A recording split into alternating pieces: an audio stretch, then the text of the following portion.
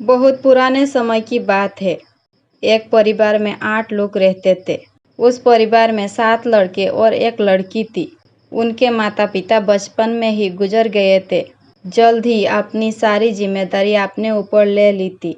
शुरू में काफ़ी परेशानियां हुई थी, लेकिन कुछ समय के बाद उन्हें सब कुछ आसान लगने लगा था। अब उन्होंने अपने माँ बाप के बिना जीना सीख लिया था। ये उस समय की बात है जहाँ मर्दों का शिकार करना और औरतों का घर में कामकाज करना था और बच्चों को संभालना था। 7 भाई और एक बहन बड़े प्यार से मिलजुल कर रहते थे। दिन निकलते ही सब काम पर सातों भाई शिकार के लिए और बहन सब के लिए खाना पकाती है और घर के बाकी काम भी करती थी। भाइयों जब जंगल से घर वापस आते समय जानवर या पक्षी को मार कर लाते थे और बहन बड़े चाव से मांस पकाती थी और सबको भोजन करा के बड़े तृप्त का अनुभव करती थी। ऐसे ही सबका दिन गुजर रहे थे। फिर एक दिन की बात है जब सातों भाई शिकार के लिए जंगल में गए थे। शाम होने वाली थी और बहन सबके लिए खाना बना रही थी। तभी सब्जी काटते हुए उसकी उंगली काट गए और खून बहने लगा। खून देखकर बहन ने सोचा अगर उसके भाइयों ने उसकी काटी हुई उंगली देखा तो उसकी भाइयों बड़े ही दुखी हो जाएंगे। इसीलिए उसने ये सोचा कि ये बात अपने भाइयों को नहीं बतानी चाहिए और उनसे छुपा कर रखना चाहिए। उसने बहते हुए खून को अपनी उंगली में पोंछना चाहा, पर उसे लगा भाइयों को खून के धब्बे दिख जाएंगे और जब उन्हें पता चलेगा कि उसकी उंगली कट गई है तो उन्हें बहुत बुरा लगेगा। तब उसने बहता हुआ खून दीवार पर पूछना चाहा, पर तभी उसके दिमाग में ख्याल आया ये तो मेरे भाइयों को अच्छे से दिखाई देगा। फिर बहन बेचैन होकर इधर उधर घूमने लगी। उसे कुछ समझ नहीं आ रहा था। जल्दबाजी में उसने अपना बहता हुआ खून उसी साग में पूछा जो वो खाना बनाने वाली थी। शाम को सातों भाई घर आए, मुंह हाथ धोकर खाना खाने बैठे। बहन ने सबको खाना परोसा। सबको खाना बहुत ही स्वादिष्ट लगा। सारे अपने उंगली चाटते रह गए और अपनी बहन के पाक कला की तारीफ करते तक नहीं रहे थे। बहन भी अपनी तारीफ सुनकर खुशी से फूले नहीं समा रही थी। सभी ने खाना खत्म किया और दिन भर से थके होने के कारण सभी जल्दी से सोने चले गए। अगले दिन सुबह होते ही सातों भाई शिकार पर निकल गए। काफ़ी समय से शिकार न मिलने पर वो एक पेड़ के नीचे विश्राम के लिए बैठ गए और बातों ही बातों में काल के खाने की चर्चा करने लगे। उन्होंने वैसा साग कभी नहीं खाया था। सब ने तय किया आज घर जाकर बहन को इसके बारे में जरूर पूछेंगे। सबको उत्सुकता थी जानने की उसने काल के खाने में ऐसा क्या मिलाया था जिसे साग इतना स्वादिष्ट लगा था। शाम को जब सातों भाई घर वापस आए तो उन्होंने बहन की तारीफ करते हुए पूछा, हमारी प्यारी बहन, हमने तुम्हारे हाथों का खाना पहले भी खाया है, पर काल वाले साग में कुछ और ही बात थी। तुमने कल रात के खाने में ऐसा क्या क्या मिलाया था, हमें बताओ। उसका स्वाद हमारे मुंह से जा ही नहीं रहा है। बहन को सच नहीं बताना था। उसे लगा मेरी उंगली कट गई है। ये जानकर सारे भाई दुखी होंगे।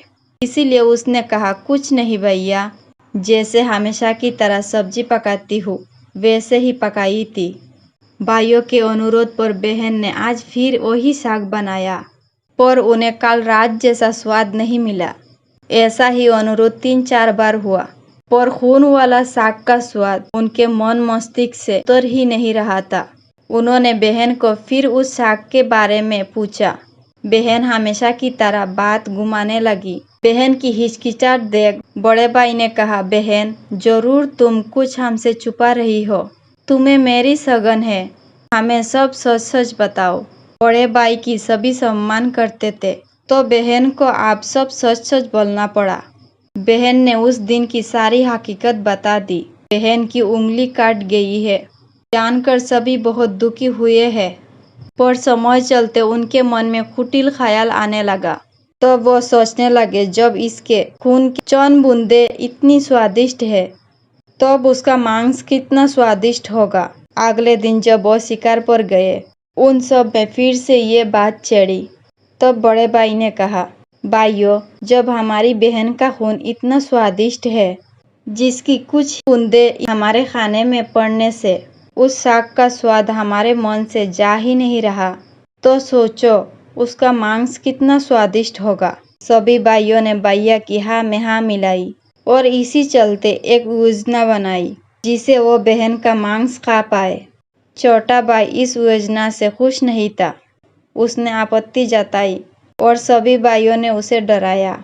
अगर उसने उनकी बात नहीं मानी तो वो बहन के साथ उसे भी मार देंगे।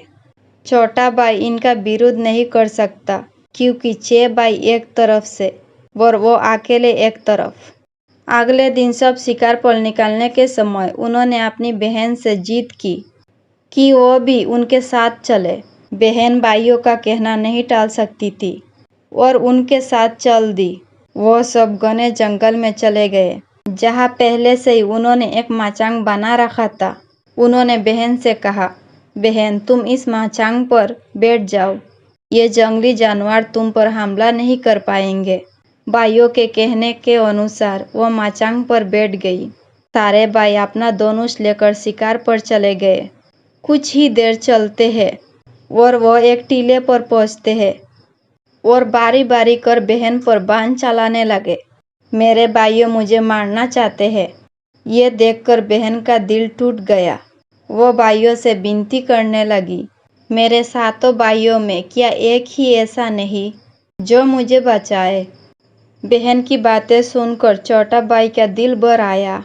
उसने अपने भाइयों को समझाने का बहुत प्रयास किया पर किसी ने उसकी बात नहीं मानी।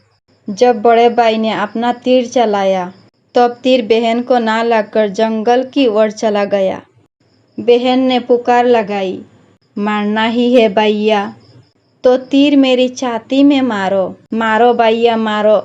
छाती में निशाना करके एक एक करके सभी भाइयों ने तीर चलाया पर सभी के तीर जंगल में चले गए और हर बार बहन अपनी पुकार लगाती रही। अब बारी छोटे भाई की थी। उसने तीर चलाने से मना कर दिया और बाकी 6 भाइयों ने उसकी एक ना सुनी और उसे तीर चलाने का आदेश दिया। आदेश अनुसार वो दुखी होकर तीर चलाने लगा। बहन ने फिर से पुकार लगाई, मारना ही है भैया तो तीर मेरी छाती में मारो, मारो भैया मारो। छाती में निशाना करके छोटे भाई ने जंगल की ओर निशाना करके तीर चलाया पर इस तीर बहन की छाती में जा लगा और उसी क्षण उसकी मृत्यु हो गई। सारे भाइयों ने इकट्ठा होकर उसका मांस पकाने का इंतजाम किया। 6 भाइयों ने मिलकर बहन की बोटी बोटी काट डाली और छोटे भाई को लकड़ी और पानी लाने भेजा। छोटा भाई बहुत दुखी था। उसे बहन का मांस नहीं खाना था, इसीलिए उसने एक योजना बनाया। उसने लकड़ी और पानी के साथ कुछ ककड़े और मछली अपने साथ ले आया ताकि जब सारे भाई बहन का मांस खाए तो वो मछली खाएगा और जब वो हड्डी खाए तो वो केकड़े खाएगा, क्योंकि ऐसे में बाकी भाइयों को अंदाजा नहीं होगा कि छोटे भाई ने बहन का मांस नहीं खाया। रात को जब खाना परोसा गया तब छोटे भाई ने बड़े चालाकी से बहन के मांस को पास वाले एक गड्ढे में डाल दिया और उसमें मिट्टी डाल दिया। जब बाकी भाइयों ने मांस खा रहे थे तब छोटे भाई ने मछली खाई और जब वो हड्डी खा रहे थे तब उसने केकड़ा खाया। इस तरह बड़े भाई को शक नहीं हुआ। छोटे भाई ने बहन का मांस नहीं खाया। समय के चलते 6 भाइयों की शादी हो चुकी थी। सब अपने अपने गृहस्थी में लग गए और छोटे भाई की शादी होना अभी बाकी थी। जिस जगह बहन का मांस गाड़ा गया था वहाँ बांस का पौधा उग गया।